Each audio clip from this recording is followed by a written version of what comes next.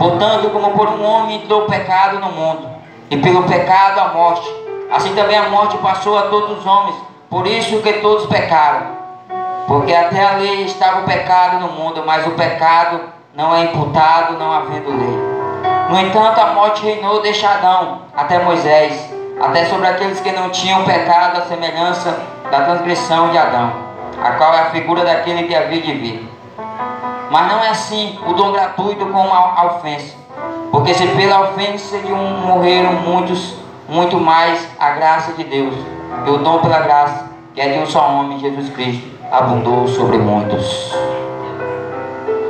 Então aqui, irmão, Adão perdeu e caiu do seu reino, mas Cristo veio como segundo Adão e venceu e nos deu o reino novamente. Então Cristo, irmão, Adão ali, ele pecou e hoje nós estava pagando, naquele tempo era pela lei, mas Jesus, como diz, que é o segundo Adão, pela graça de Deus. Aí muitas das vezes você vai dizer, mas ele era filho de Deus, mas não, irmão, ele veio como um homem, ele veio em carne, para mostrar para a humanidade que você poderia vencer. E o Senhor, vendo ali que a humanidade estava em treva, em pecado, o Senhor, Deus poderoso, entregou seu único filho, o único filho de Deus, Jesus Cristo, desceu, veio à terra em forma de homem, e ali ele começou o seu ministério. Ele estava em uma missão, em tirar a treva, apagar as trevas e colocar a luz para brilhar novamente a humanidade.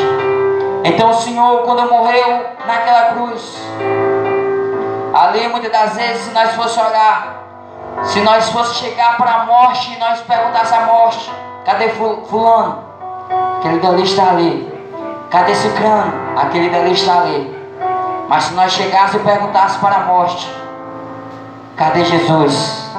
A morte ia dizer, aquele dali não pude segurar, aquele dali não tem pecado.